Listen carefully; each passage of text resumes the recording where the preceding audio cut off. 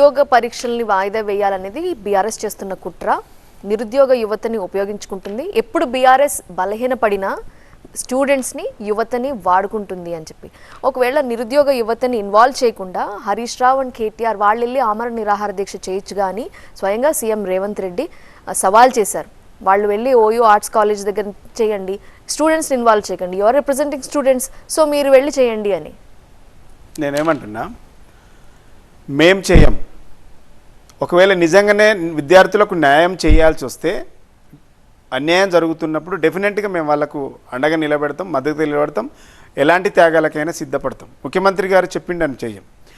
కానీ ఈ కాంగ్రెస్ పార్టీ ముఖ్యమంత్రి గారు, మంత్రులు ఈ నిరుద్యోగులకు క్షమాపణ చెప్పి వాళ్ళు చేయాలి దీక్ష.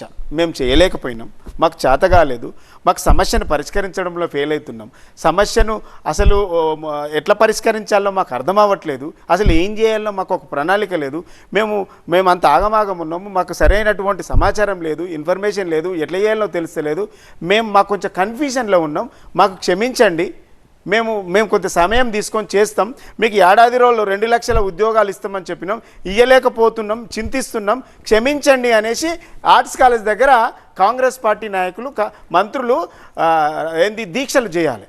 ఎందుకంటే బీఆర్ఎస్ పార్టీ బలహీన పడలేదు, ఎప్పుడు పడదు. ఒక 4 ఎమ్మెల్యేలు పోయినంత మాత్రాన బలహీన పడదు.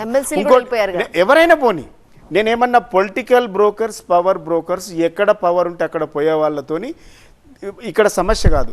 ఏ ఎమ్మెల్యే లేనాడు కూడా తెలంగాణ ఉద్యమాన్ని భుజాల మీద వేసుకొని, గుండె కద్దుకొని తెలంగాణ ఉద్యమాన్ని నడిచి ఢిల్లీ మెడలు వంచి తెలంగాణ తెచ్చినటువంటి పార్టీ మా నాయకుడు కేసీఆర్. స్టిల్ ఇంకా లాయల్ లీడర్స్ ఉన్నారు.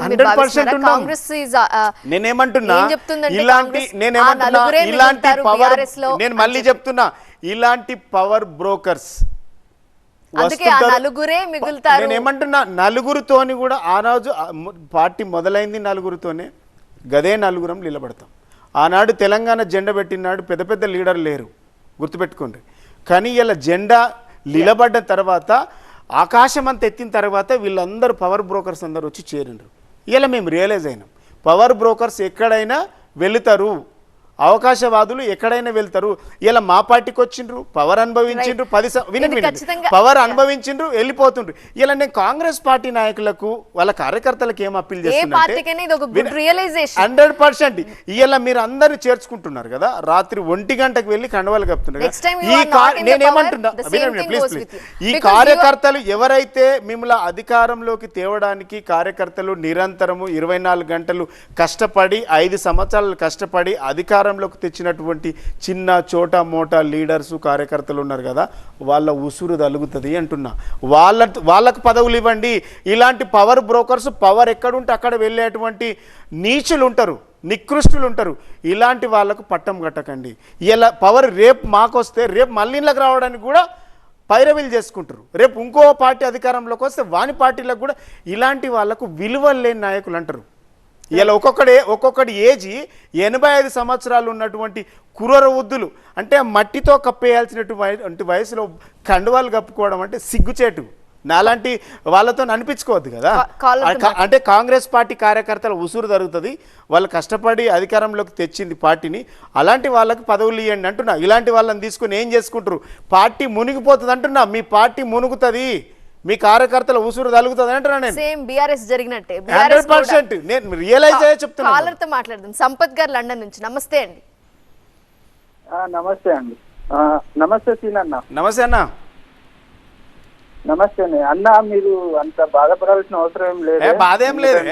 బాధేముంది? అదేం లేదే. పార్టీ గుర్తింది ప్రజలల్లా, అదొకటి గుర్తుంచుకోవాలి మీరు. అది మొదటి విషయం. పార్టీ ఏదైనా పార్టీ మనుగడ సాధించాలంటే ప్రజల అభిప్రాయము, ప్రజల అభిమానం ఉండాలి.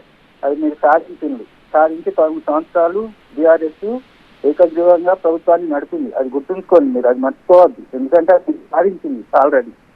కొత్తగా మీకు ఎప్పుడు మీకు ఏదో మనోధైర్యం ఇచ్చుడు మీకు అవసరం లేదు. ఆ పార్టీ ప్రారంభించి 11 సంవత్సరాలు అధికారం నడిపిన తర్వాత వేరే వేరే పార్టీలో ఉన్న నాయకులు ఈ పార్టీలకి కలిసిండ్రు, వెళ్ళి ఈ పార్టీ ఇంత మంచిగా ఉన్నది కదా అని. ఇప్పుడు అందులో కొందరు నాయకులు ఈ పార్టీ మొదలు పక్క పార్టీలలో పోతున్నారు. అది పోతారు కూడా, ఎందుకంటే పార్టీలు ఆల్రెడీ ఉన్న వాళ్ళే ఇళ్ళకి వచ్చింది, ఇప్పుడు పక్క పార్టీలకు పోయింది, గంతే అనుకోవాలి. అదొకటి. రైట్. రెండోది, ఆ రోజు కేసీఆర్ చేసిండు, ఈ రోజు ఆయన వారసుడు ఉన్నాడు, రామారావు అన్న ఉన్నాడు, హరీష్ రావు అన్న ఉన్నాడు, కవితకు ఉన్నది, ఇంకెందరో నాయకులు ఉన్నారు. వాళ్ళు అయితే ఎక్కువ వాళ్ళు పార్టీతోనే ఉంటారు. వాళ్ళు పుట్టిందే పార్టీలా, చచ్చేదే పార్టీలా, బీఆర్ఎస్ పార్టీలే చస్తారు వాళ్ళు కూడా. సో ఇది అదొకటి గుర్తుంచుకోవాలి. చిన్న చిన్న నాయకులు ఓటాళ్ళు మా భర్త ఏంది అని అనుకోవద్దు. ఎందుకంటే ప్రజల అభిమానంతో వచ్చిన పార్టీ అది. అదొకటే గుర్తుపెట్టుకోవాలి. ఓకే అండి. ఎందుకంటే ఇప్పుడు కొత్తగా కాంగ్రెస్ అధికారంలోకి వచ్చింది కాబట్టి నాయకులు పోతూ ఉంటారు. ఇంకొక సంవత్సరం 2 సంవత్సరాలు అయితే దాటి రంగు కూడా బయటపడుతుంది. బయటపడిన తర్వాత మళ్ళీ ఎక్కడికి పోతారు వాళ్ళు? పుట్టి పెరిగిన పార్టీ బీఆర్ఎస్ లెక్క వస్తుంది. అందుకే కొంచెం ఓపిక పట్టాలి. ఓకే, డన్ థ్యాంక్ యూ అన్న, థ్యాంక్ యూ ధన్యవాదాలు.